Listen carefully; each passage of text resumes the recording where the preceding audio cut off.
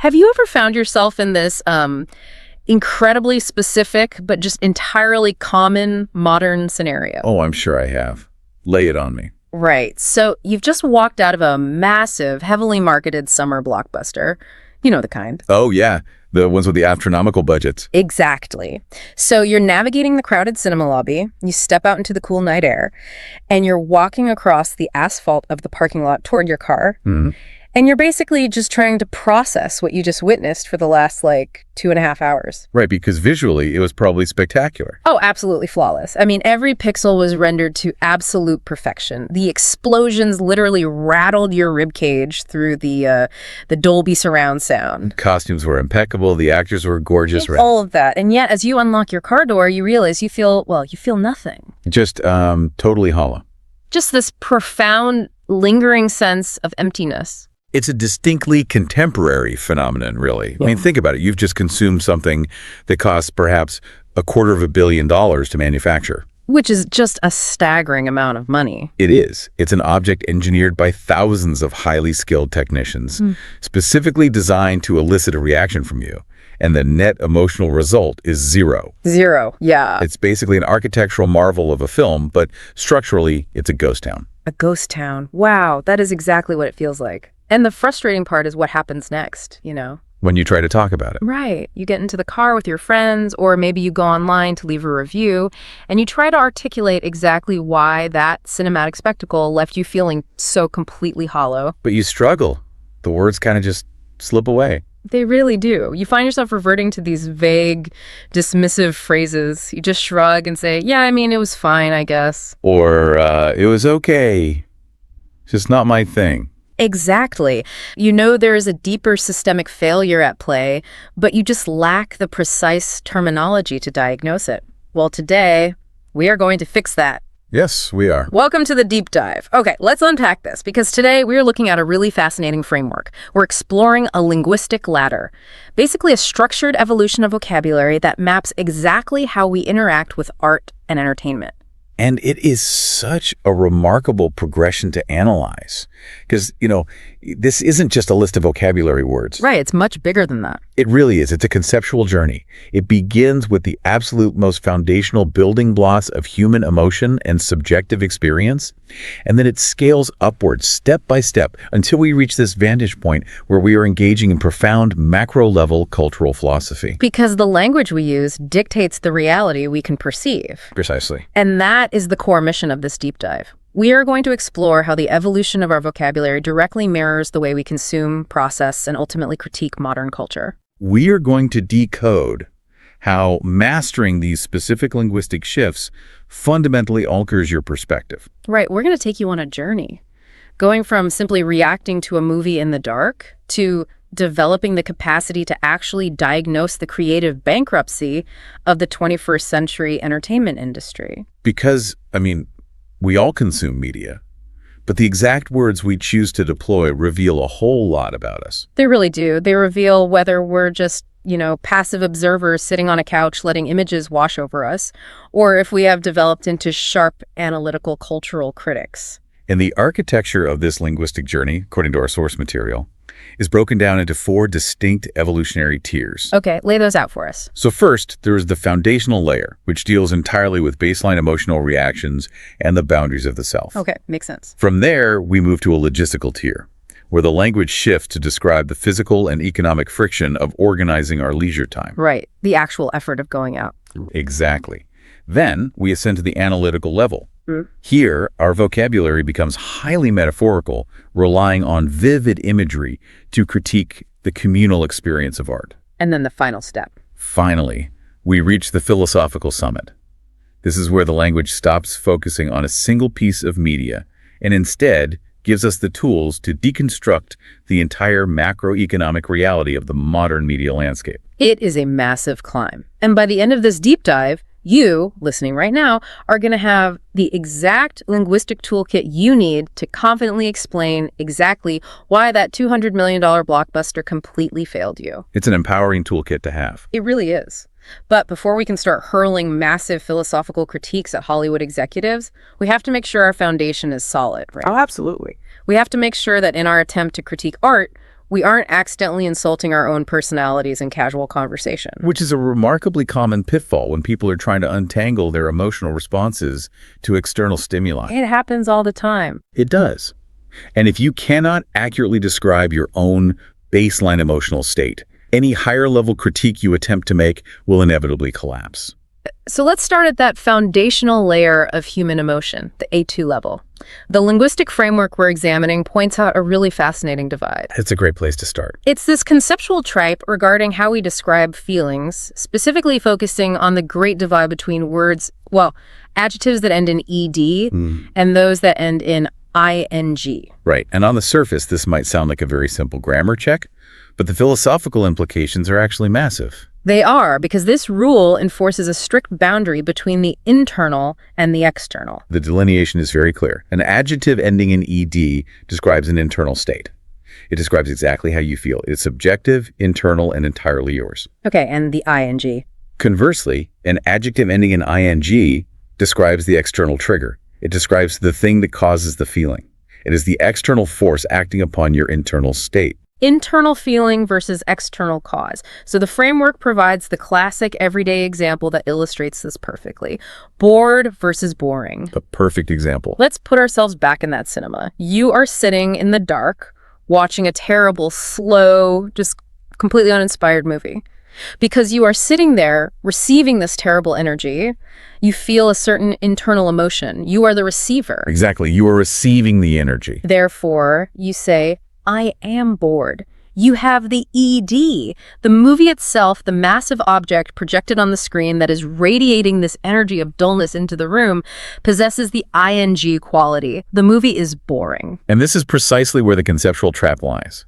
When you blur the line between the internal ED and the external ing, you aren't just making a minor error in phrasing. Right. It's not just a slip of the tongue. No, you are fundamentally altering the reality of the situation you were trying to describe. You are confusing the cause with the effect. And the framework issues a brilliant, slightly humorous warning about exactly this. If you walk out of that cinema, turn to your friend, and accidentally declare, I am boring. Oh no, that is a disaster. It is a catastrophic misunderstanding. You are no longer critiquing the director's pacing or the screenwriter's dialogue. By adopting the ing, you are literally declaring to the world that you, yourself, are the source of the dullness. You're telling your friend that your personality is terrible. Yes. You're saying you have absolutely nothing of value to say, and that, frankly, no one should want to spend time talking to you. It is an accidental, self-inflicted character assassination. You have inadvertently claimed ownership of the radiating negative energy rather than correctly identifying yourself as the victim of it. Exactly. You just went from being a victim of bad art to being the perpetrator of a bad personality, all because of 3 letters at the end of a word. It's a high-stakes grammar lesson, really. It really is. The framework gives us a few more pairs to really solidify how this applies across all human experience. Take interested versus interesting. Let's look at that one. If you pick up a novel and the narrative complexity immediately captures your attention, that book possesses the active energy. The book is interesting. Right. And as a direct result of interacting with that active energy, your internal emotional state is fundamentally altered. You become interested. The directionality of the energy is key here. The book radiates the ing and you receive the ed. Right. Or let's look at physical exhaustion, which is a great non-art example from the text. Tired versus tiring. That's a very visceral one. Imagine you go to a massive 3-day outdoor music festival. You are standing on concrete, walking miles between stages, fighting through crowds in the hot sun. Sounds exhausting just thinking about it. Right. That entire environmental experience is incredibly tiring. It is an active force that is depleting your physical reserves hour by hour. Yes. Consequently, when you finally get back to your tent or your hotel, your internal physical reality is now tired. If we take a step back and examine this beyond just the words themselves, what we are really discussing is epistemology. Epistemology. Okay, break that down for us. We are discussing how we know what we know about our own reality. By mastering this foundational divide between ed and ing, you are clearly defining the borders of your own ego. Oh, wow. I love that. You are acknowledging a philosophical truth. You are an autonomous entity with internal states. You can be bored, interested, or tired. but you exist within a chaotic universe filled with external objects, events, and media that constantly act upon you. I really like that framing. It turns a simple linguistic rule into like a defense mechanism. It is a defense mechanism. Mastering this foundational tier means you possess the capacity to accurately identify the external forces in the culture that are attempting to manipulate your internal emotional state. Because there are a lot of forces trying to do exactly that. Constantly. When you understand this, you are no longer just a passive blob of feeling, confused about why you feel empty. You become an active observer who can point directly at a screen and state with precision, that specific object is emitting a boring frequency, and it is the direct cause of me feeling bored. You separate the self from the stimulus. You separate the self from the stimulus. That is brilliant. It's like, let me try this analogy on you. Okay, let's hear it. It's like the difference between a bee sting and being stung. Hear me out. I'm listening. The ing, the boring movie, the tiring concept that is the bee. It is a physical entity out there in the world flying at you with intent. It possesses the active energy. Okay. The ed, the feeling of being bored or tired, that is the red welt on your arm. It is entirely yours. It is on your body. And it is how you feel afterward. That makes total sense. Right. If you want to navigate the world safely, you have to be able to distinguish between the insects flying through the air and the injury on your skin. That is a very visceral analogy, but structurally, it holds up perfectly. The insect is the external cause. The welt is the internal effect. Exactly. And to put this into a practical scenario, the framework actually constructs a fascinating hypothetical to demonstrate how these internal and external evaluations interact in real time. Oh, the two friends in the movie theater? Yes. Imagine two friends walking out of a sprawling 3-hour cinematic epic. The first person found the narrative dragging, the pacing awful, and thought the whole thing was profoundly boring. So they're judging the external stimulus negatively. Right. Because of that external judgment, their internal state is bored. However, the second person was totally captivated by the nuance of the performances. They found the characters themselves to be deeply interesting, and therefore their internal state is interested. So we have two divergent subjective emotional reactions to the same external stimulus based on what elements of the film they focused on. Exactly. But here's the kicker.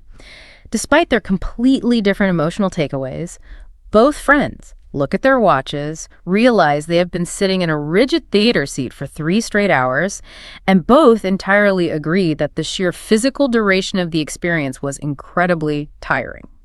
Yes. The physical toll. Right. Therefore, regardless of whether they were interested or bored, both of them are walking out feeling physically tired. It is a flawless, complex little dance of cause and effect playing out in real time. And that hypothetical perfectly establishes the baseline.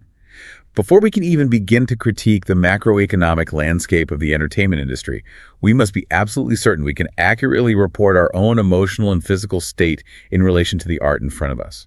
We have to know where our feelings end and where the art begins. Exactly. We have to know where we stand. But here's where it gets really interesting. Once we have mastered how to express our internal feelings about a piece of art, we have to look at the actual physical mechanics of experiencing it. Because you can't just passively exist if you want to participate in culture. Right. As we all know, you don't just magically teleport from your living room into a cinema seat or a crowded stadium. You have to get off the couch. You have to navigate the friction of the real world. Which is often quite substantial. It really is. And that brings us to the logistics of leisure, which moves us into the second tier, the B1 level of our framework. Yes, moving from the internal psychological boundary to the external logistical reality. At this tier, the vocabulary shifts significantly. How so? We move away from simple adjectives defining emotional states and introduce dynamic phrasing specifically, phrasal verbs. We are now using language to describe the economic and physical friction inherent in organizing our entertainment. The economic and physical friction. That is just the perfect way to describe it because, let's be honest, participating in modern culture requires a tremendous amount of labor. It really does. The framework highlights 4 key phrases that perfectly map this landscape of friction. Let's start with the first one, which defines the ultimate barrier to entry: sellout. Yes. The great gatekeeper. Right.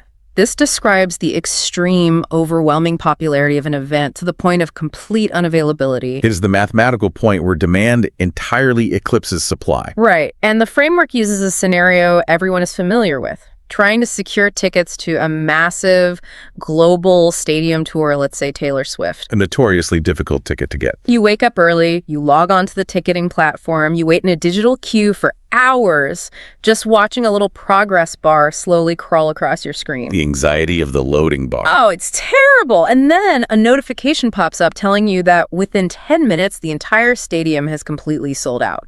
Every single seat is gone. If we analyze the phrase sellout within this context, it represents a hard, unyielding barrier.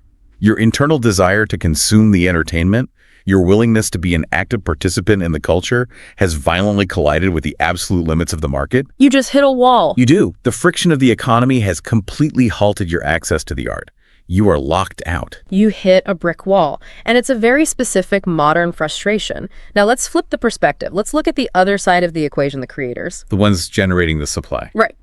The second phrase in this logistical tier is put on, as in to put on a show or put on a performance.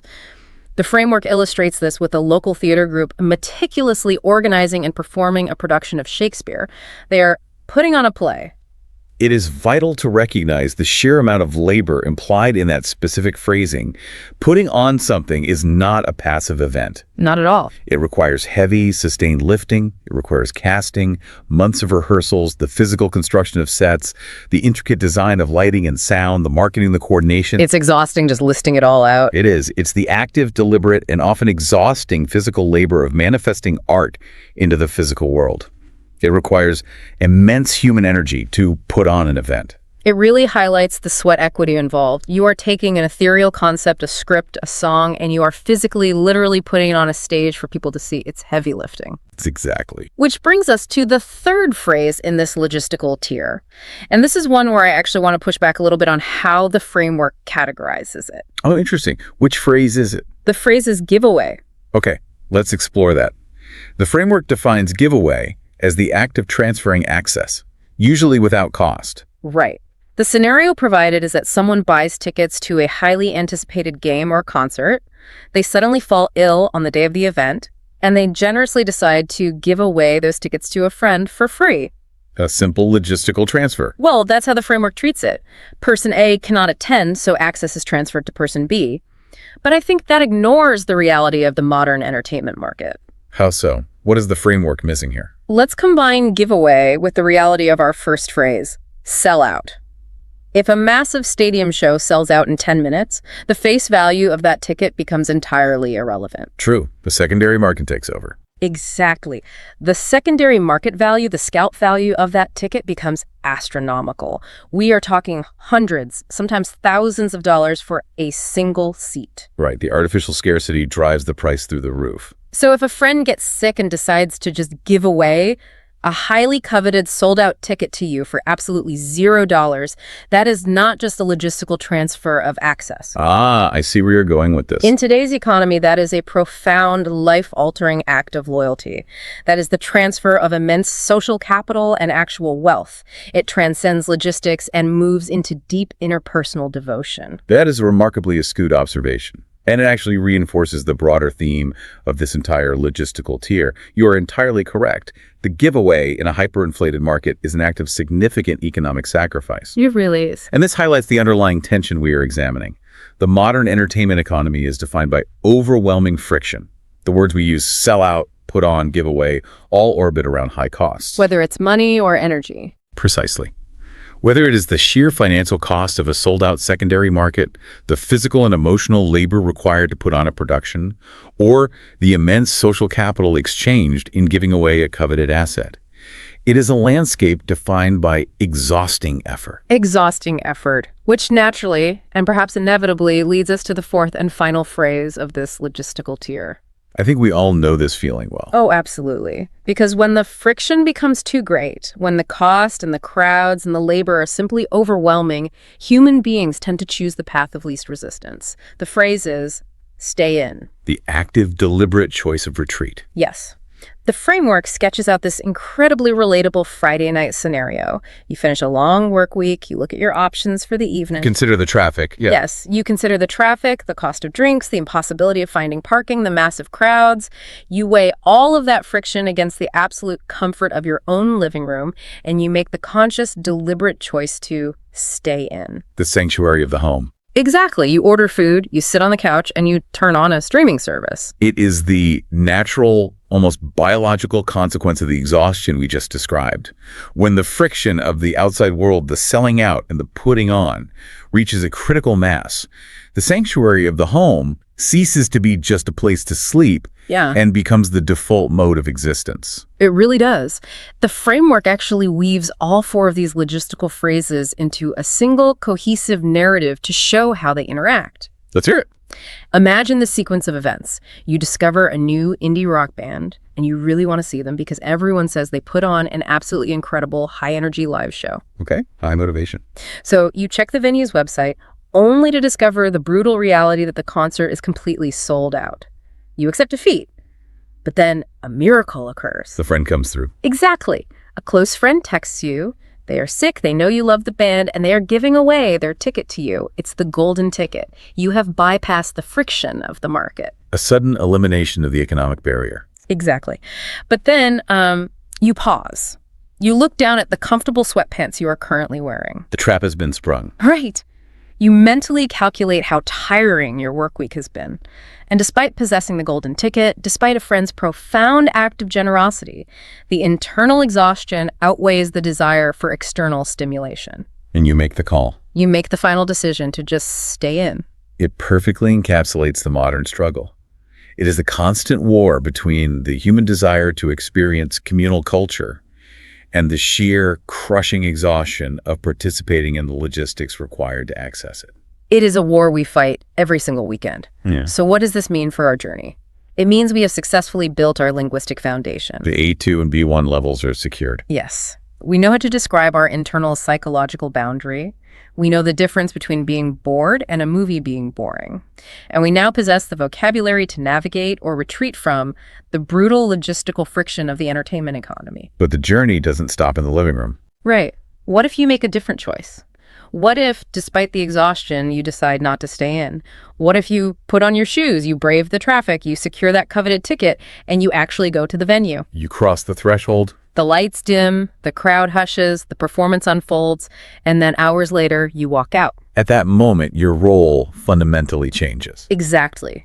You are no longer navigating logistics. You are now faced with the task of evaluating what you just witnessed. You must evolve from a logistical organizer into a cultural critic. And to do that, you need a completely new set of linguistic tools. Which brings us to the third tier of our framework, the B2 analytical level. When we transition into analyzing art, the language undergoes a dramatic transformation. It really does. We move away from literal logistical verbs and enter the realm of the highly metaphorical. We begin utilizing vivid, often hyperbolic idioms to describe massive success or spectacular failure. Idioms are fascinating to me because they are essentially cultural shorthand. They are phrases where the literal meaning of the words has been entirely detached, leaving only a powerful shared emotional resonance. Precisely. They rely on a shared cultural understanding to convey complex evaluations instantly. You don't have to explain the nuance. The idiom does the heavy lifting. Let's look at the idioms the framework provides for evaluating extreme success. The first one is an absolute classic, stole the show. Ah, yes. The unexpected triumph. The framework defines this as a hijacking of the narrative. The example they use is brilliant in its commonality. You go to a major stadium concert, you paid a significant amount of money to see the famous lead singer, the headliner. The person on the poster. Right. But when the headliner finally comes out, their performance is just, well, it's adequate, it's fine. However, the supporting act, the relatively unknown opening band that played first, was absolutely electric. They brought the real energy. Yes. They had boundless energy, incredible stage presence, and phenomenal music. By the time the night is over, no one is talking about the famous headliner. Everyone is only talking about the opening act. That unknown band completely stole the show. Exactly. It implies a forcible shifting of the spotlight. The attention and the adulation of the crowd were contractually meant to be directed at one specific entity. But through sheer, undeniable talent and charisma, a different entity subverted that expectation and hijacked the attention. It is a disruption of the expected hierarchy. A disruption of the hierarchy. I love that. Now, if that opening band is truly transcendent, if they don't just hijack the attention but deliver a performance that borders on the divine, they achieve the absolute pinnacle of theatrical success. The highest praise possible. Which is our next idiom. They brought the house down. Bringing the house down, a phrase that is rooted deeply in the physical acoustic reaction of an audience. The framework paints the picture vividly. It is the final crescendo of the performance. The band hits the final massive chord, the stage lights flare, and the response from the audience is instantaneous and overwhelming. The crowd erupts. Thousands of people are clapping, stomping their feet, screaming, and cheering so incredibly loudly that the sheer physical volume, the acoustic pressure inside the venue, feels as though it could literally compromise the structural integrity of the building. The walls are shaking. They brought the house down. It is the ultimate metric of success in live entertainment, eliciting a response so powerful it feels physically dangerous. Now, I have to pause here, because if you take a step back and actually look at the literal words in these two idioms for extreme artistic success. Okay, let's look at them literally. Stealing a show and bringing a house down. If you look at them objectively, stealing someone's property and causing the catastrophic structural collapse of a building are terrible, violent crimes. They are literal disasters. They describe disaster scenarios. And yet, in the English language, causing metaphorical destruction and committing metaphorical theft are the absolute highest compliments you can bestow upon an artist. Why is our language of supreme praise so inherently violent and destructive? It is a brilliant paradox to point out, and it cuts to the very core of why we seek out live performance in the first place. Okay, I'm intrigued. Why? If we connect this language to the broader philosophy of art, the use of these chaotic, vaguely destructive idioms speaks directly to the Dionysian nature of the theatrical experience. The Dionysian nature. Okay, let's unpack that. What does that mean in this context? In classical Greek philosophy, you have the Apollo and Dionysus dichotomy. Apollo represents order, logic, reason, and the polite boundaries of civilization. Okay, the rules. Right. Dionysus is the god of theater, wine, ecstasy, chaos, and the deliberate breaking of rules. When we go to a performance, we are seeking a temporary release from Apollonian order. We want to break the rules for a minute. Exactly. A truly great transcendent performance doesn't just passively entertain you, it overwhelms you. It shatters your normal boundaries. Think about it. When an audience is screaming and stomping so loudly they bring the house down, they are collectively abandoning the rules of polite, quiet, orderly society. They are surrendering to the chaos. Wow. That makes perfect sense. The theft in stealing the show is a celebration of subverting the rigid, established order of who is supposed to be important. These destructive idioms exist because we want great art to momentarily destroy the mundane, orderly reality we are forced to live in every other day of our lives. That is profound. When you are in the middle of a crowd that is going absolutely wild, when the bass is in your chest and everyone is screaming, you are not thinking about your emails. Not at all. You are not thinking about your commute or your mortgage or your to-do list. That mundane world has been completely annihilated for those 3 minutes. The house of your daily anxiety has been brought down. Exactly. The destruction of the mundane is the goal. But what if that magic doesn't happen? What if the artist attempts to reach that Dionysian ecstasy and completely fails? The framework also provides us with the analytical idioms for catastrophic failure. And you will notice that the language of failure is just as vivid and just as destructive, but in a very different way. The prime example is the flop, or the box office bomb. The bomb, yes. The framework provides the grim scenario of a major studio releasing a $200 million superhero movie. The studio spends a fortune on production. They spend another fortune on global marketing. They project it to be a massive financial success. The expectations are sky high. And then opening weekend arrives, and the theaters are eerily silent, completely empty. The audience has universally rejected it. It is a box office bomb. Notice the continued use of destructive imagery. But unlike bringing the house down, which represents the joyful acoustic destruction created by a cheering crowd, a bomb represents cold, financial, and reputational devastation. It's a completely different kind of destruction. A bomb leaves a crater. It is a sudden, explosive failure that damages the careers of everyone involved, vaporizes millions of dollars of investment, and leaves a gaping hole in the studio's schedule. A crater of failure. And there is one final idiom in this analytical tier, which bridges the gap between success and failure by focusing on the mechanics of tension itself. Ah, yes. The physical reaction to suspense. The phrase is, keeps you on the edge of your seat. This is the physical manifestation of psychological suspense. You are watching a brilliant 2-hour murder mystery or a high-stakes thriller.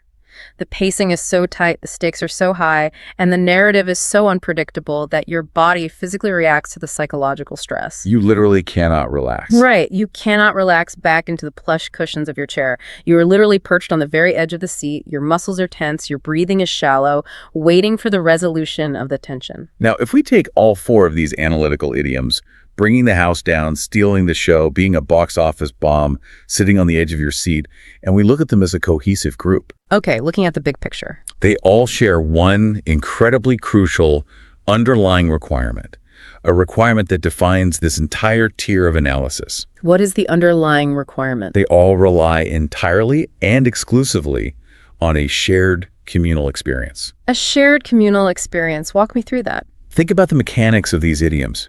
You can only bring the house down if there is a massive collective audience in the room cheering together to create that overwhelming physical volume. Right, one person clapping isn't bringing down anything. Exactly. One person clapping cannot bring a house down. You can only steal the show if there's a crowd whose collective attention can be diverted from the headliner to the opener. That's true. It requires a consensus of attention. Exactly. And looking at failure, a movie can only be classified as a true box office bomb if a mass audience collectively and simultaneously agrees to reject the film and withhold their money. It requires mass consensus. Wow, even the negative ones require a community. Yes. Even the physical tension of being on the edge of your seat is deeply amplified by the shared, heavy silence of a dark theater filled with hundreds of other people simultaneously holding their breath. This entire analytical vocabulary is the language of the crowd. It assumes that art is something we experience together in real time in shared spaces. Wow. You are entirely right. Every single one of those phrases assumes a community. It assumes that we are all looking at the exact same thing at the exact same time and reacting as a unified collective. It assumes a shared reality. But, and this is the terrifying question, what happens when that mass shared audience shatters? The foundation of those idioms collapses. What happens when we are no longer sitting in a theater together, but instead the audience is fractured into millions of isolated individuals sitting alone in their bedrooms, staring down at their own personalized individual phone screens? The context is entirely lost. Right. If there is no crowd to cheer, can you still bring the house down? If there is no collective audience to reject a film, can it truly be a box office bomb? When the communal experience dissolves, the analytical idioms of the theater no longer apply. The shared reality is gone, and therefore, the language we use to describe it becomes obsolete. And that realization, that dissolution of the shared audience, is the precise transition that brings us to the absolute peak of our deep dive today. We must now ascend to the final, most complex level outlined in the framework, the C1 and C2 macro-philosophical summit. This is where the linguistic journey reaches its profound conclusion. We are no longer debating whether a single movie is good or bad. We are no longer analyzing if a specific band managed to steal the show. We have moved entirely beyond individual critique.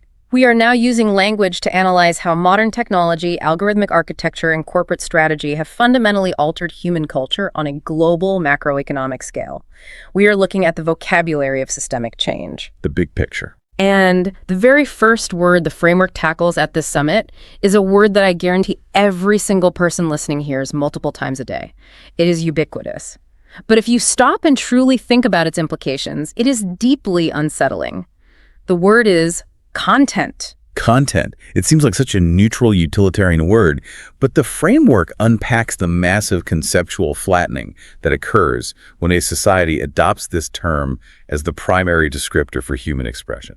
The framework explicitly points out a massive generational shift in perspective. We no longer culturally consume art, we consume content. The distinction is vital. The text notes that under this incredibly broad, sterile label, a 10-second video of someone doing a lip-sync dance in their bathroom and a 3-hour meticulously directed cinematic masterpiece that took 5 years and hundreds of artists to create are now categorized identically. They are put in the exact same bucket. They are both just content. Their unique intrinsic values are erased. and their only remaining purpose is to act as filler for the blank space on a digital screen.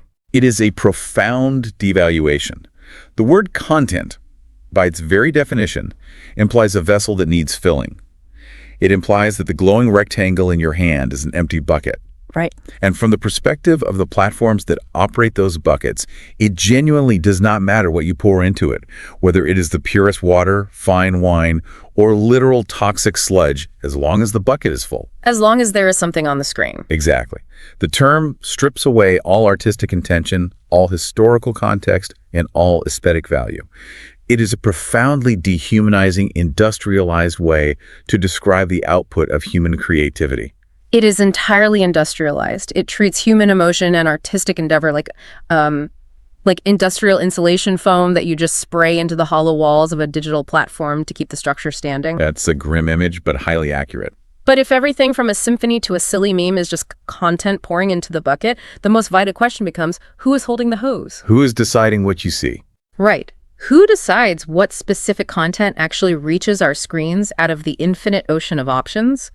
In the past, it was human critics or museum curators or radio DJs or even just our friends recommending things based on shared taste. Human curation. But today, the framework gives us the vocabulary for our new reality.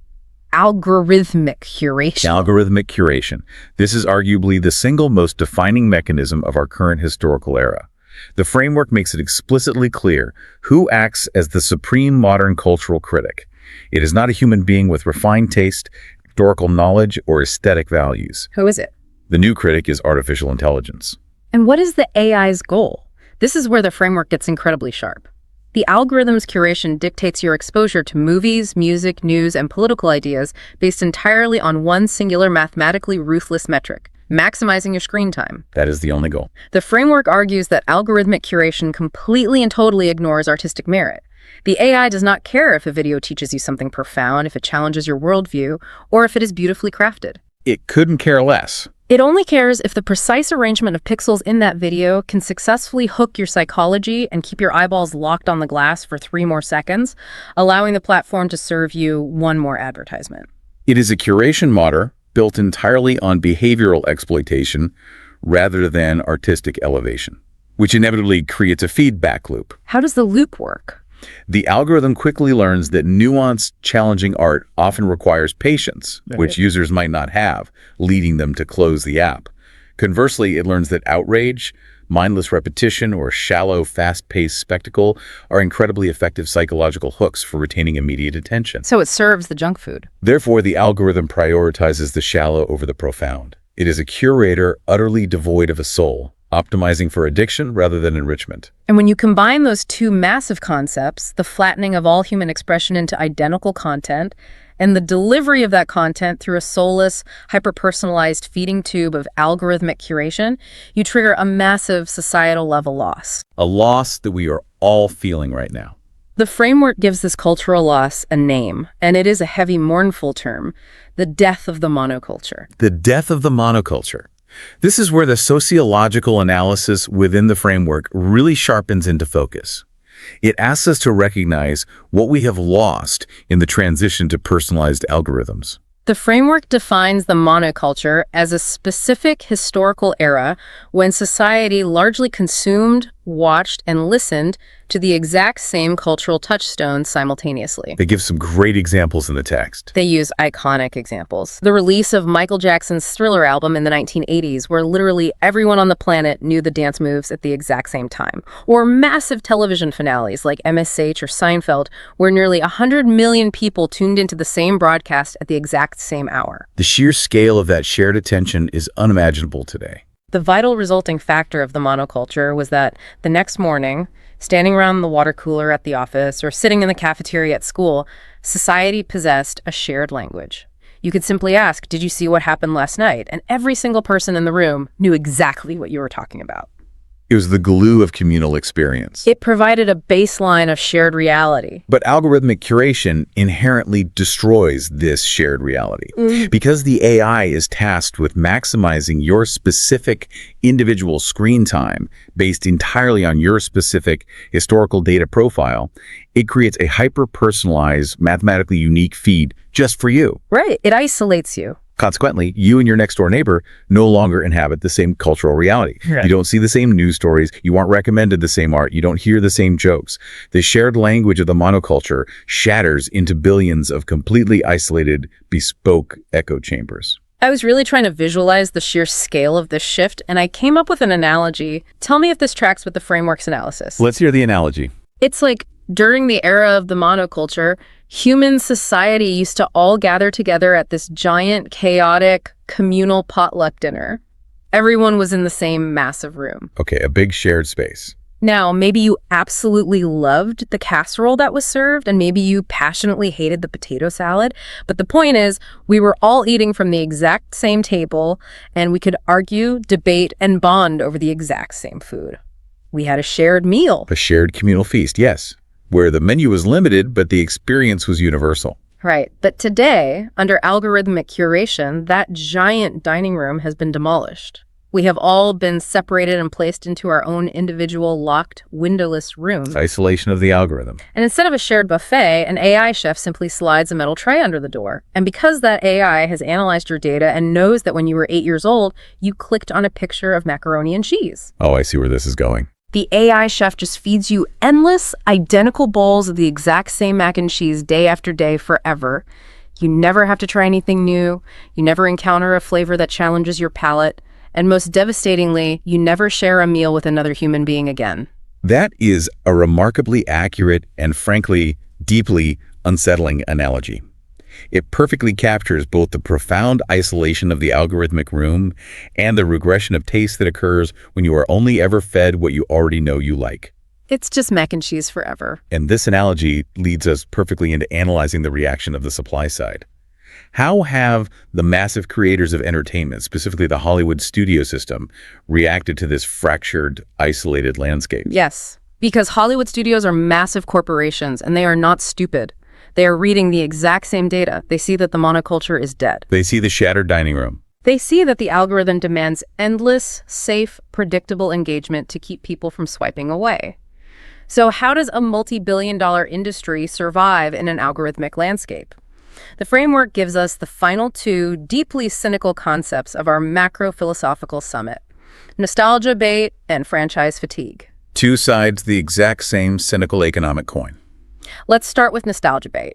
The framework defines this as a deliberate corporate strategy where studios intentionally exploit the audience's fond, deeply rooted childhood memories in order to sell mediocre, risk-averse new products. It's very specific emotional manipulation. The specific example the framework highlights is the endless trend of making massive blockbuster movies based on plastic toys from the 1980s and 1990s.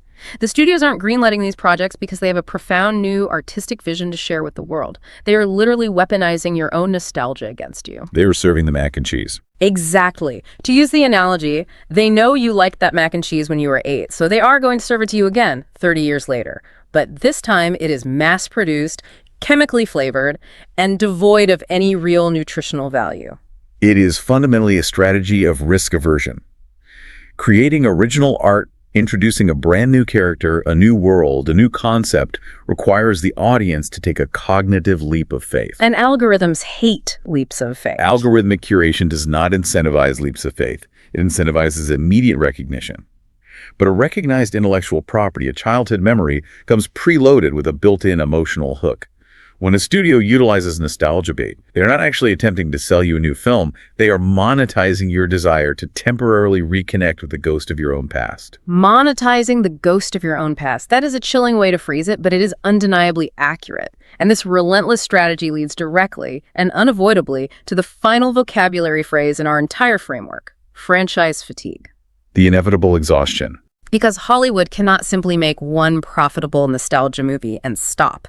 The corporate structure demands infinite growth, so they have to make a sequel, and then a prequel, and then a spin-off TV show, until they have constructed a sprawling, inescapable cinematic universe. That never ends. And the framework defines the inevitable psychological result of this endless, repetitive cycle: profound audience boredom and exhaustion. That is franchise fatigue. It is the moment you look up at a billboard for superhero movie Part 14 and you don't feel a thrill of excitement. You don't even feel curiosity. You just feel deeply, fundamentally tired. And notice how brilliantly the framework closes the loop here. Remember our very first foundational tier, the A2 rule about ED and ING. Oh, wow. I see it. The external object, the 14th superhero movie, is inherently tiring because of its lack of originality, and therefore your internal emotional state becomes tired. We have come full circle from basic grammar to diagnosing the exhaustion of late-stage entertainment capitalism. It is a perfect loop.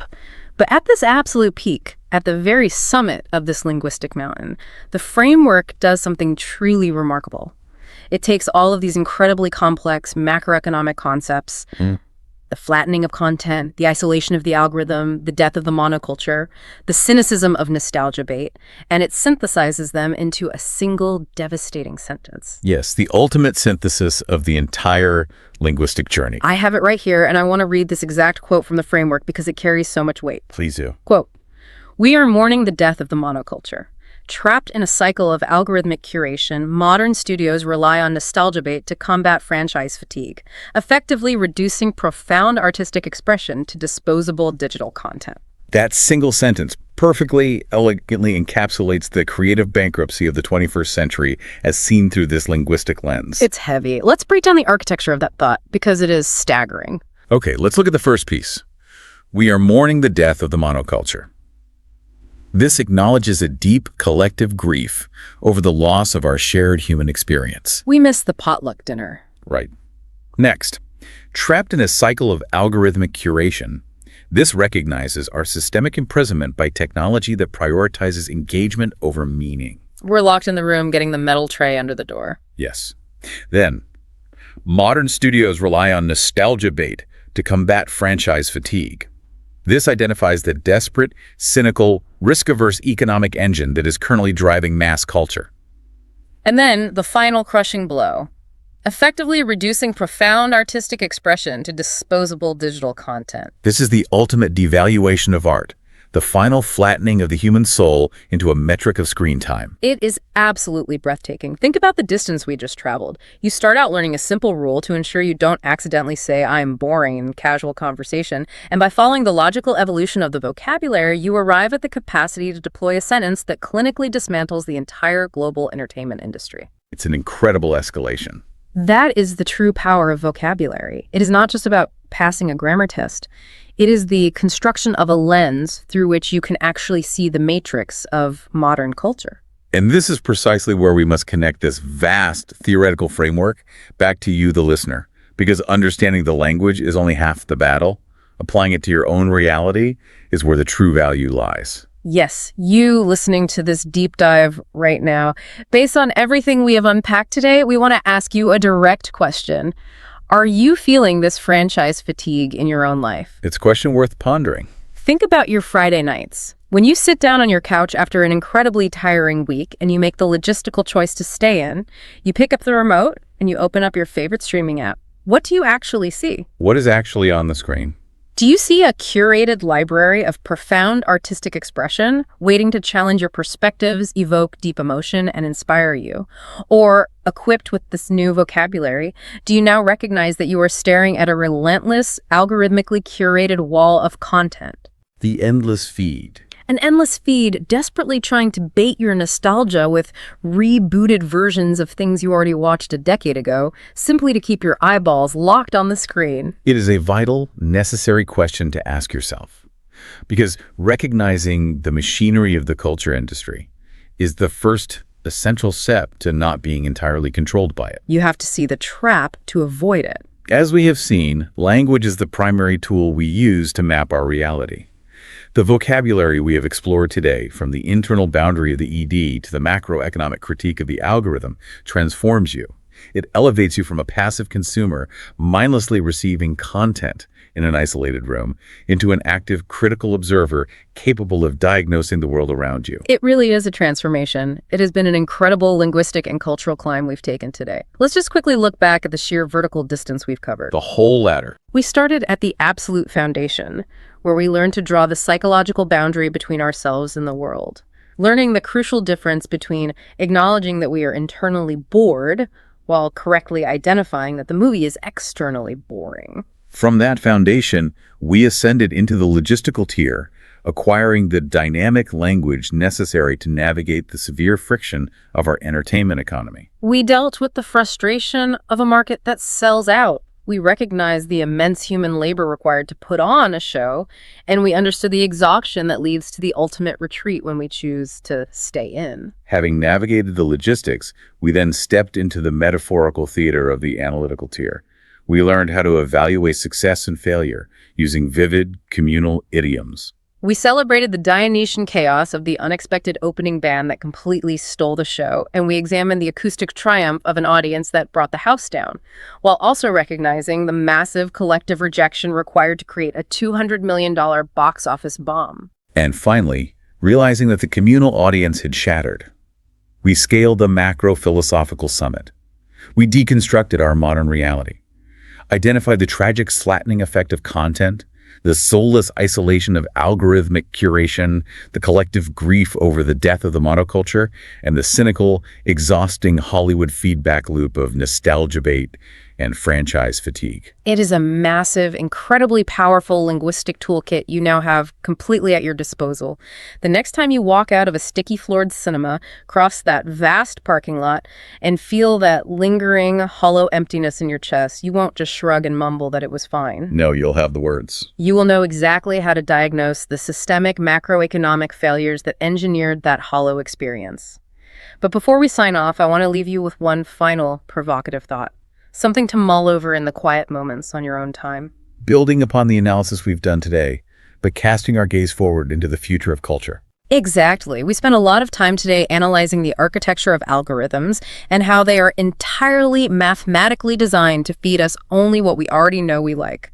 The endless, safe bowls of identical mac and cheese sliding under the door. Suppression of the new. But if the entire global system of media distribution is now rigged to only show us the familiar, to only bait our nostalgia, will there ever be room in the future for a truly unexpected opening band to step on stage and steal the show again? That is the big question. Can true, disruptive, groundbreaking originality even survive in a technological ecosystem that is explicitly designed to suppress surprises? Or are we, as a culture, permanently locked inside an algorithmic echo chamber, doomed to endlessly recycle our own curated nostalgia until the end of time? It is, without a doubt, the defining cultural question of our era. How does the genuinely new break through a system designed to only mirror the old? It is a massive question, and it is certainly something to think about the next time you turn on your TV and the algorithm asks, "Are you still watching?"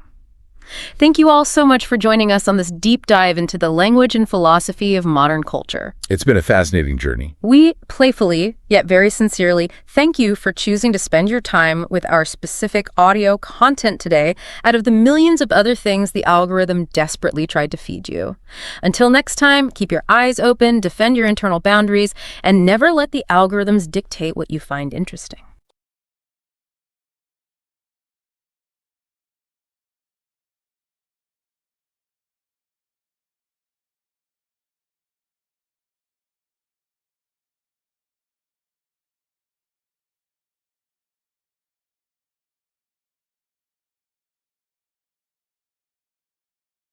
You know, it's funny, when we try to understand a complex system, Yeah, we almost always look for something we can actually put our hands on. right. Something physical. Exactly. Something tangible. You pop open the hood of a car, and even if you aren't a mechanic, you can sort of see the geography of it. Yeah, you can point to it. Right. You see the belts, you see the spark plugs, the pistons. Like, if the engine is misfiring, a mechanic can physically point a flashlight at, a cracked rubber hose and say, there it is. Yeah. There is the exact point of failure. You can literally touch the problem. Yeah, you touch it, you replace it, you move on. But today, for you listening to us right now, we are looking at a system that completely defies that kind of physical diagnosis. Totally defies it. We are diving into the very tool that we are actively using to have this conversation. We're taking a deep dive into the English language. And the terrifying and beautiful thing about language is that its mechanics are entirely invisible. Oh, absolutely. It is the ultimate invisible architecture. I mean, we walk through these linguistic buildings all day long, every single day, without ever really noticing the walls. So you're just so used to them? Exactly. People generally treat language as a passive vehicle. We tend to think of it like a delivery truck, right? Just this perfectly neutral, hollow container. Right, you just throw your thoughts in the back. Yeah, you pack a thought into it, you drive it across the air, and then you just unpack it into someone else's brain. But the reality that we are unpacking in today's deep dive fundamentally shatters that illusion. It really does. Language is not passive at all. Every single time you select a verb, every time you choose an idiom, you are actively broadcasting your social position, your psychological state, and this is the big one, the specific cognitive framework you use to perceive reality. Wow. Yeah, and the material we have for this deep dive traces this so beautifully. I mean, we're starting at the microscopic level today. The absolute ground floor. Right. The tiny, totally unconscious grammatical choices we make thousands of times a day. And we're going to follow that thread all the way up to a massive global scale. Because it really does scale up. It does, because if you pull on the thread of a simple verb long enough, you eventually find yourself wrestling with, like, the very nature of human reality and global power dynamics. Which is a wild leap, but the sources get us there perfectly. They really do. By the end of this, you are likely going to hear the words coming out of your own mouth entirely differently. So let's just jump into those microscopic choices. Let's do it. The material points out that if you want to see the hidden rules of any system, you have to look at where people trip over it. Where the friction is. Right, the friction. And for English, the absolute ground floor of confusion for anyone learning the language revolves around 4 incredibly basic verbs. Oh, I know exactly which ones you mean. Say tell, speak, and talk. Yes. Those 4 verbs basically represent the foundational physics of human interaction. It's crazy because toddlers use them. Right, a toddler uses them effortlessly, but the actual rules governing them form this highly complex maze. And the biggest divide, the one that consistently traps new learners, is the operational difference between the verbs say and tell. Okay, let's unpack this one. So, the strict grammatical rule from the material is totally uncompromising. When you use the word tell, it must be followed immediately by an object pronoun. Which means a person, right? Yes, exactly. A recipient. You tell me. You tell Sarah. You tell him. You cannot simply tell out into an empty room. The verb literally demands a recipient. It demands an audience. Tell implies a transaction. Right, okay, so I was trying to visualize this when I was reading the source material just to understand why it trips people up so much. Yeah. And using tell is essentially the linguistic equivalent of physically handing a package to someone. Oh, that's a great way to think about it. Like if we are standing in a room and I have a physical cardboard box in my hands, I walk up to you, I look you in the eye, and I place it into your hands. Right. The entire action is defined by the transfer of that object from me directly to you. Yes, the focus is the connection. But say operates on a completely different frequency. Yeah. Say focuses entirely on the words, basically independent of the listener. It doesn't care if anyone is there. Exactly. It's like painting a billboard and putting it up on the side of a highway. The billboard just exists. It holds its message regardless of whether anyone is actually driving by to read it. That's it, perfectly. I am focused entirely on the message on the board. Like if I say, she said hello, the focus is the word hello just existing in the air. Right, the raw data. But if I want to make sure you specifically look at my billboard, the grammar of English actually forces me to build a little bridge. I have to use the word to. She said hello to me. Yes. I have to actively direct your attention to the message. And when you slow down and look at what this actually demands of the speaker, it reveals this profound psychological calculation going on. Right. It's not just arbitrary grammar rules. Not at all. Before you even open your mouth, your brain has to make a micro decision about its primary objective. In a fraction of a second, you are deciding, is my priority the human connection, the act of handing over the package? And if it is, you use tell. Exactly. Or is my priority the objective data, the raw information on the billboard? Then you use say. Right. We execute this calculation seamlessly, natively. But for someone learning the language, having to consciously weigh the psychological priority of every single sentence, It's exhausting. it's incredibly taxing. It's just wild to think about the computational power required just to order a cup of coffee or, recap a movie to a friend, knowing you are constantly toggling between these two priorities in real time. Millions of tiny calculations. Right. But the material adds 2 more verbs to this foundational mix that complicate the physics even further.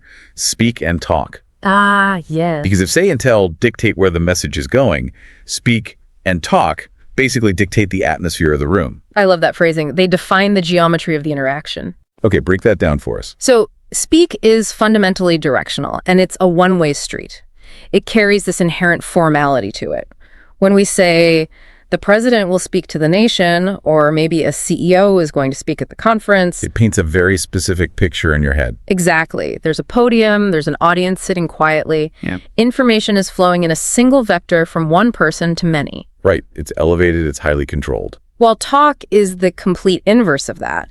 Talk implies a shared circular space. It's a ping pong mat. Like back and forth. Yeah. If I say, I was talking with my friend for hours, your brain immediately pictures a two-way exchange. The rhythm is casual, it's overlapping, people are jumping in. Right. So let's lock all four of these puzzle pieces together to see how they actually function in the wild. The source text provides a hypothetical workplace scenario that just perfectly illustrates this. It's a great example. Okay, so imagine an employee who has just completely missed a crucial morning meeting with their manager. Oh, the classic panic of a missed calendar invite. Exactly. Total panic. So they're anxious. They finally find a coworker in the break room, and they need to reconstruct what just happened. So the employee asks for the download. Right. And the coworker says, well, the boss told us about a schedule change. Notice the choice right there. Told us. The package. Right. The manager handed the package of bad news directly into the hands of the staff. And then the coworker continues, he spoke for 20 minutes. And just stop right there and look at the geometry that verb just built. Spoke for 20 minutes. We instantly know the power dynamic in that room. We do. The manager was at the front. The room was likely dead quiet. It was a monologue, a formal broadcast of authority. Right. No one was ping-ponging ideas in that meeting. Exactly. So the panicked employee, trying to just get to the bottom line, asks, did he tell you what the new hours will be? They're asking if the manager handed over the specific package of logistical information. Yeah. And the coworker replies, no, he didn't say the exact hours. Ah. The manager didn't put the objective data points on the billboard. The facts were just missing from the broadcast entirely. Which leaves us with the final resolution. Right. The coworker says we need to talk to him about it tomorrow. And the loop closes perfectly. Because the formal one-way speaking failed to provide the necessary facts, the staff now has to initiate a casual two-way talk to extract the missing information. It's like a linguistic equation. It really is. By carefully tracking those four verbs, we have a perfectly precise, high-definition map of the social dynamics. We know who held the power, what the atmosphere was, how the data was managed, and what the necessary countermove is. And we do all of this parsing on autopilot. We process the geometry of the room and the vector of the information without even thinking about it. But recognizing it consciously is really just the first step. Right, because while these foundations are logical in a sort of sterile hypothetical scenario, real human communication is, it's almost never that clean. It's incredibly messy. It's messy, it's aggressive, and it is absolutely full of friction, which pulls us right into the next layer of the material, the mechanics of that friction. Because now we have to move from those foundational verbs to phrasal verbs. Right, these multi-word constructions. Yeah, these phrases that specifically diagnose how we maneuver through social minefields. The text isolates four specific actions that are basically the lifeblood of workplace conflict. Okay, let's start at the ignition point of an interaction. You're sitting in a silent room, everyone is staring at their laptops, and you decide to introduce a completely new, maybe controversial idea. The spark. Right. The text defines this action as bringing up, as in, I knew it would cause a fight, so I didn't put up the budget deficit. It's an act of elevation. Oh, I see what you mean. You're taking a concept that is submerged in your own mind or maybe hidden in a spreadsheet, and you are literally pulling it up into the shared atmospheric space of the conversation. You are forcing the room to acknowledge its existence. But elevating the idea doesn't mean anyone actually understands it or accepts it. Which leads right to the second phrase, getting an idea across. Getting it across. The material defines this as communicating a point so successfully that it is thoroughly comprehended by the recipients. The spatial metaphor here is what's fascinating to me. Across. It implies a physical chasm between two minds. A gap. Yeah. Communication is the act of building a bridge over that void. I do want to push back on the implications of this phrase, though. Because, okay, getting an idea across. The way we use it usually places the entire burden of that bridge on the speaker, right? That's how it's often perceived. Like if a brilliant engineer is trying to explain a complex software patch to a marketing team, and the marketing team is just staring blankly at their phones, whose fault is it if the idea doesn't get across? It's a great question. Does the phrase imply a failure of the speaker to build a strong enough bridge? Or does it imply a failure of the listener to just meet them halfway? Well, the text actually addresses this exact nuance through an example. Oh, right, the teacher example. Yes. It describes a scenario of a highly intelligent teacher who struggles to get his ideas across to his students. Right. The intelligence is there, the data is totally accurate, but the transfer still fails. The implication in the text is that the bridge of communication requires an anchor on both sides. It's a two-way street. Exactly.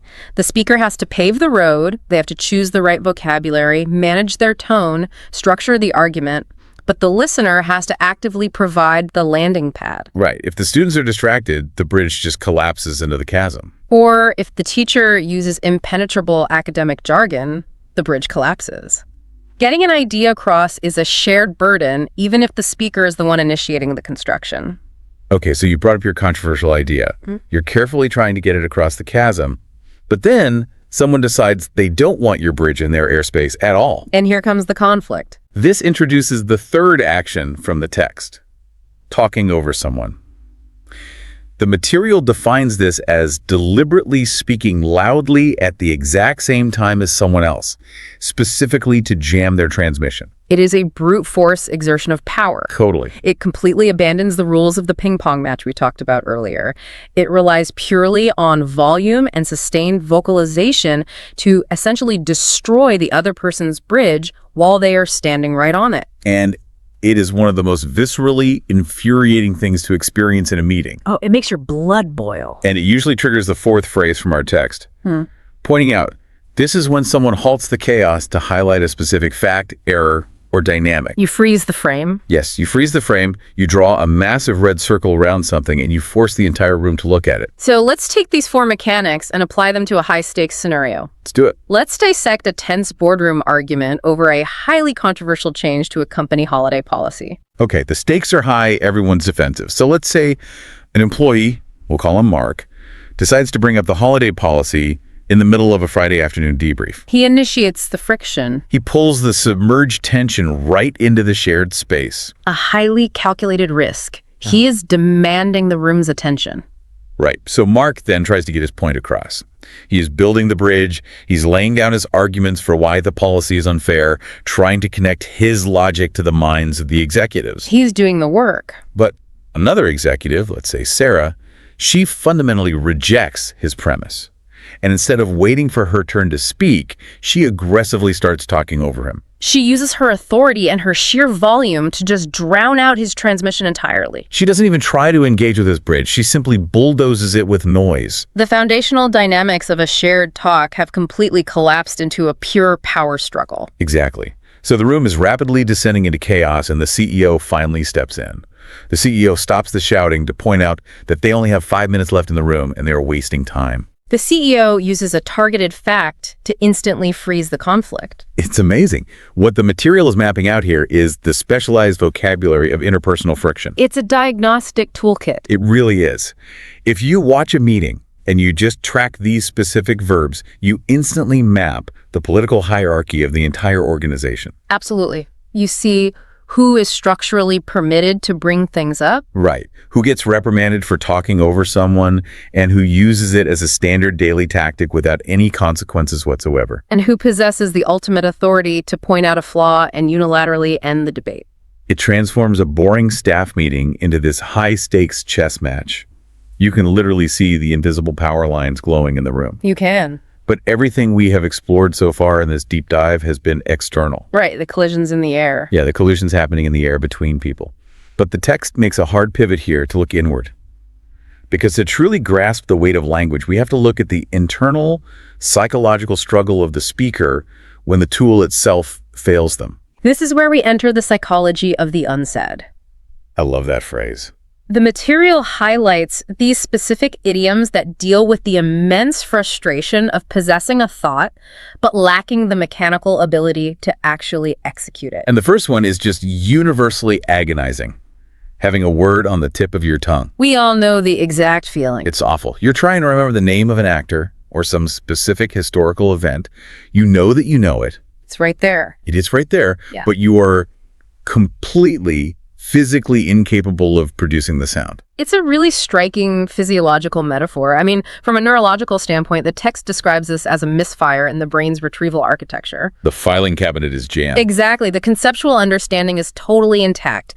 The abstract memory of the word is present. You might even know what letter it starts with or how many syllables it has. Oh yeah, you're like, it starts with an M. I know it starts with an M. But the mechanical delivery system, the actual signal that tells your vocal cords and your dealing how to shape the air, is completely jammed. It feels like the word is literally trapped behind your teeth. It does. And it's a terrifying little reminder of our vulnerability, really. We walk around feeling like we are the absolute masters of our own minds, but our entire ability to connect with another human being relies on this wet, delicate internal machinery functioning flawlessly on command. And when it misfires, you are just trapped in your own head.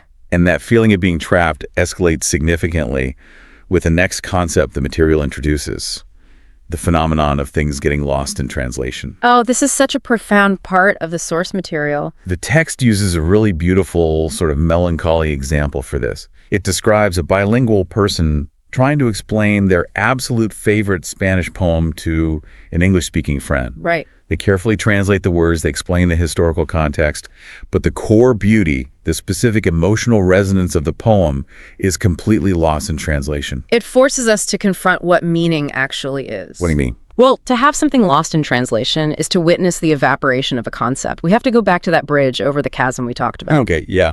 The bridge of translation is fundamentally porous. You are trying to carry this incredibly precious cargo, maybe a cultural joke, a deep sorrow, a poetic rhythm across the gap. But as you carry it from Spanish into English, the nuance just leaks out through the cracks in the bridge. The cultural context just evaporates into the air. Exactly. And by the time you hand the metaphorical package to your friend, it is mostly empty. You have delivered the literal definitions, sure, but you have failed to deliver the feeling. It is a profoundly isolating experience. You are literally watching a vibrant piece of your internal reality die the moment it hits the atmosphere of a different language. And your friend smiles and says, oh, I get it. But you know, they don't. They can't. They absolutely can't. And the anxiety of how our internal reality will be received heavily dictates our communicative personality type. The text moves into this next. The material contrasts two very specific ways that people navigate this anxiety when they're dealing with difficult truths. Yeah, how do we handle the friction when we aren't translating languages, but we're just translating our raw thoughts into social reality? Exactly. The text identifies people who speak their mind versus people who beat around the bush. Two very different strategies. Extremely different. People who speak their mind are incredibly direct. They value honesty over comfort every single time. Like if your presentation was terrible, they will look you right in the eye and say it was terrible. They do not play architectural games with their words. Their primary priority is the absolute integrity of the message. Right. And they prioritize that regardless of the emotional impact it might have on the recipient. But the complete opposite end of that spectrum is the person who beats around the bush.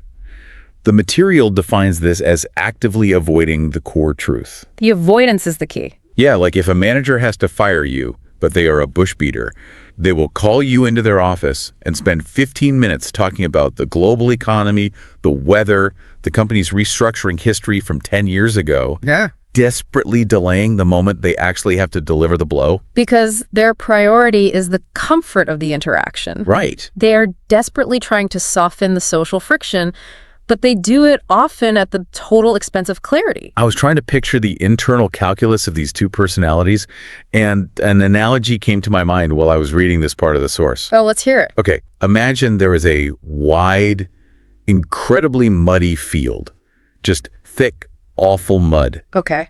And right in the dead center of that field is the truth that needs to be delivered. You can picture it. A total mess. The person who speaks their mind stands at the edge, looks at the mud, just shrugs, and walks in a perfectly straight line right into the center of the field. Just stomps right through it. Right.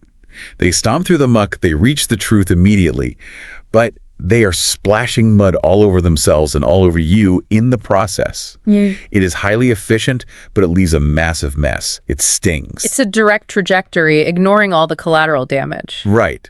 But the person who beats around the bush looks at the bud and is completely paralyzed by the social anxiety of it. They can't do it. They do not want to get their shoes dirty, and they certainly don't want to splash you.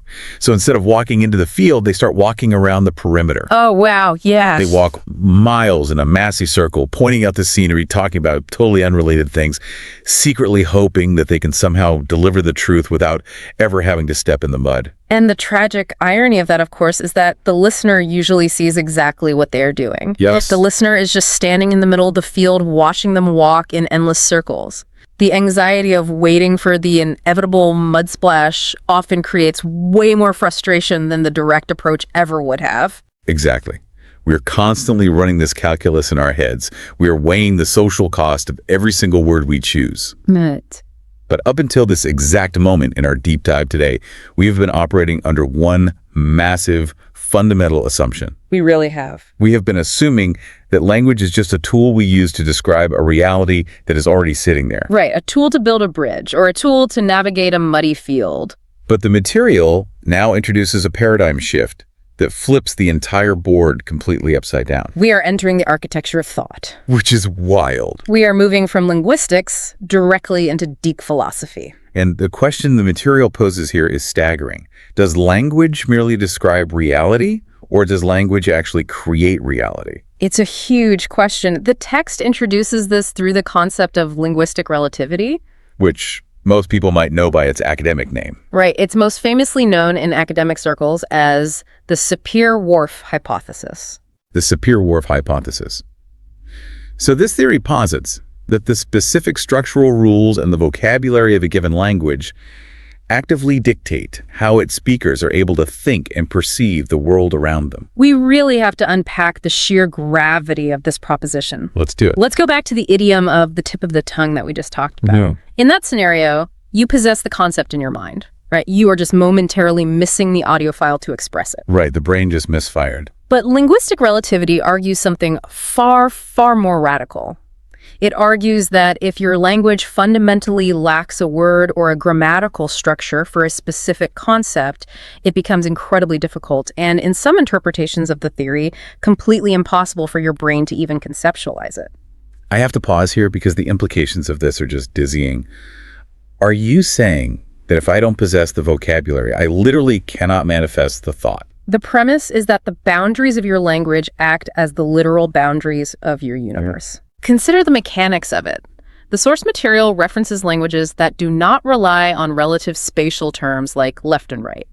Wait, they don't have words for left and right? No. Instead, they use absolute geographic coordinates, north, south, east, west, for absolutely everything. Wait, really? So how do they point things out? They would say something like, there is an ant on your southwest leg. That is incredible. According to the theory, speakers of these languages possess a fundamentally different hyper-tuned cognitive map of spatial orientation compared to English speakers. Because they have to constantly know where north is to even speak. Exactly. They perceive their physical reality differently because their grammar demands it. Or consider the concept of time. Okay. If a language doesn't have a distinct future tense built into its grammar, does that culture perceive the future not as a distant, abstract concept, but as an immediate extension of the present? So language isn't just a passive lens. No. As the text suggests, it actually provides the cognitive framework that constructs our reality. Think about a toddler. Right. When a toddler is learning to speak, they aren't just memorizing a dictionary so they can ask for juice. They are being handed a highly specific blueprint of the universe. Yes. They're inheriting a predetermined way of cutting up the visual and emotional world. They're essentially putting on a pair of deeply tinted glasses that will filter every single experience they have for the rest of their lives. But, okay, let me play devil's advocate against the Sapir-Whorf hypothesis for a second here. Go for it. Surely, human experience has a baseline objective reality. I mean, a rock is a rock. A mountain is a mountain. If I stub my toe, it hurts, regardless of whether my language has 10 words for pain or only 1 word for pain. Doesn't the physical world just supersede the linguistic framework? It is a totally valid pushback, and honestly, it is the exact debate linguists have had for decades. Right. But the material doesn't necessarily argue that a rock ceases to exist if you don't have a word for it. It argues that how you categorize that rock, how you perceive its relationship to the earth, to spirituality, to utility, is strictly governed by the language. Oh, I see. If your language categorizes objects by their material substance rather than their physical shape, your brain will automatically sort the visual world by material first. You will literally notice different details in a room than an English speaker would. So the physical rock is there, but the meaning of the rock is constructed by the language. Precisely. Which casts bilingualism in an entirely new light for me. How so? Well, if every language is a distinct cognitive framework, a different pair of tinted glasses, like you said, then someone who is fluent in multiple languages isn't just swapping vocabulary words. No, they aren't. They are capable of perceiving the world through entirely different architectural blueprints. They can literally toggle between realities. They can. And this brings us to a really harsh sociological intersection in the text. Yeah, things take a turn here. If language actively dictates perception and identity, then the way you speak fundamentally determines how you are categorized and treated by society. The material pulls this high-level philosophical concept down into the brutal reality of daily survival. We are moving into the concept of identity and survival. And the specific mechanism the text focuses on here is code switching. Right. And code switching is a widely used term, but the material demands we look at it with much more rigor today. It's not just a casual phrase. No, it is not simply the act of alternating between two distinct languages, like speaking Spanish at home and English at the grocery store. Right. The text defines code switching as a much more granular and frankly exhausting process. It is the conscious, continuous shifting of your vocabulary, your tone, your grammatical structures, and your cultural inflection to perfectly match a specific social environment. It's a total adaptation. The classic example is speaking one way to your family at a weekend barbecue and then adopting a completely different persona, voice, and vocabulary in a corporate boardroom on Monday morning. You are rapidly swapping out the cognitive framework you present to the world based purely on the power dynamics of the room you just walked into. But I want to challenge the weight the material gives this, because I can hear some listeners thinking this right now. Isn't code switching just a very academic way of describing basic professionalism? I hear that a lot. I mean, everyone acts differently at a football game than they do at a job interview. A rural farmer moving to a corporate job in a massive city is going to adopt corporate jargon to fit in. Isn't this just the universal human act of reading the room and being polite? Why does the material frame it as something so much deeper? Because the material argues there is a profound difference between adjusting your formality and erasing your identity. Okay, that's a big distinction. The text focuses specifically on how this functions for marginalized groups. For those individuals, the argument is that code switching transcends etiquette completely. It is not about being polite. It is an act of economic and social survival. Survival. Let's break down the mechanics of why the text uses such a heavy word. The material posits that corporate spaces and dominant cultural spaces in general actively penalize authentic cultural expression that deviates from the established norm. And the established norm is usually dictated by whoever holds the historical power. Exactly. If the way you naturally speak, the dialect that carries your history, your humor, your familial intimacy, if that is systematically viewed by the dominant culture as unprofessional or uneducated or aggressive, you are placed in an impossible bind. You face an immediate penalty for authenticity. You do. You can bring your authentic linguistic self to the office and risk being marginalized, perceived as less competent, passed over for leadership roles, or even terminated.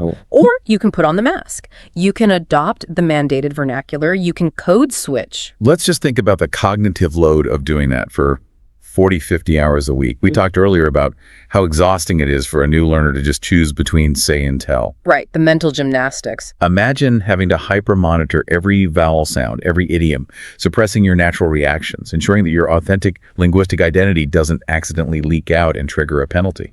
It is an immense invisible tax. It is the friction of constantly suppressing your own reality in order to safely navigate someone else's. And this is where the material really asks the reader, and by extension you, the listener, to examine their own position. If you are listening to this on your commute or sitting at your desk, think about your own relationship to the language you use at work. It's a vital question to ask. Do you feel the friction of the mask? Do you have to actively iron out a regional accent, swallow your cultural idioms, and carefully curate your tone before you hit join on a video call. And conversely? Right, conversely, if you do not feel that friction.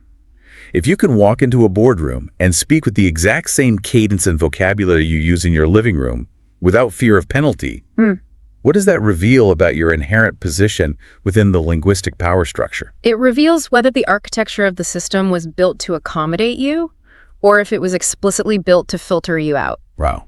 And this structural inequality at the interpersonal level perfectly sets the stage for the final macro-level concept in the material. Right. We have to scale this up. We have to take everything we have learned today about power, perception, and survival and project it onto the entire globe. We are zooming way out to look at the global cost of a common tongue. We are putting the magnifying glass on the very language we are using to communicate right now, English. English currently operates as the global lingua franca. Now, the material does acknowledge the immense logistical convenience of this. A shared global language acts as a massive operational bridge. Of course. It allows a software developer in India to collaborate seamlessly with a designer in Germany. It facilitates international aviation, global commerce, and global scientific exchange. It's undeniably useful. But the text presents a really heavy counterweight to this convenience. It introduces the concept of linguistic imperialism. Linguistic imperialism is the argument that the spread of a dominant language doesn't happen passively or organically. It's not an accident. No, it is an active imposition on other cultures, historically driven by colonization and currently maintained by the overwhelming dominance of global media, technology, and economic pressure. So from this perspective, English isn't just spreading across the globe, it is actively displacing. Displacing is putting it mildly. The text drops a statistic here that is incredibly sobering. Yeah, this part really got to me. According to the material we are reviewing, every 2 weeks, an indigenous language dies. Just let the rhythm of that sink in for a second. Every 14 days, A language goes utterly silent. the final native speaker passes away, the chain of intergenerational transmission just snaps, and it is gone. A language erased every 2 weeks. And if we synthesize this statistic with the philosophical concepts the material presented earlier, the full scope of the argument comes into focus. Let's connect the Sapir-Whorf hypothesis to this global phenomenon. Okay, let's trace the logic. If linguistic relativity is true, if a language is not just a collection of words, but a totally unique, irreplicable cognitive framework, A specific architectural blueprint for perceiving the universe, time, and human relationships. then when an indigenous language dies, it is not just a dictionary burning. It is an entire unique human lens shattering. Sure. A highly specific way of understanding the human condition vanishes from the earth forever. That is the core argument the material presents. The loss of a language is the literal loss of a distinct reality. And the populations caught in the crosshairs of this global linguistic shift are forced into a macro version of what we discussed earlier with code switching. Exactly. To survive in a globalized economy where English holds the keys to upward mobility, to technology, to power, diverse populations are under immense pressure to abandon their native cognitive frameworks. It is a profound and incredibly heavy synthesis to end on. It truly reframes the entire journey we've taken through this material today. It really does. I mean, we started by looking at what seemed to be a trivial grammar rule for ESL students. The mechanical difference between she said hello and she told me hello. The split-second decision between the billboard and the package. Right. The basic physics of interaction. But by refusing to just accept those rules at face value, by digging into the why and the how of the mechanics, we followed the thread through the friction of boardroom politics. Into the neurological frustration of the unsaid, like the tip of the tongue. Up to the philosophy of how words actually construct reality. And finally, into a massive sociological argument about global identity, erasure, and power. It proves the ultimate point of the text. True mastery of a language isn't just about pronouncing the vowels correctly, it is about interrogating the structure itself. It is about recognizing the water you are swimming in every day, understanding the historical and psychological weight of the tool you wield every time you open your mouth. Absolutely. So as we wrap up this deep dive, we want to leave you with a provocation based on everything we've explored today. Something to mull over. We have spent the last hour dissecting the words we possess, the tools we use to build our reality. But what about the void? What about the words we don't have? This is a great question.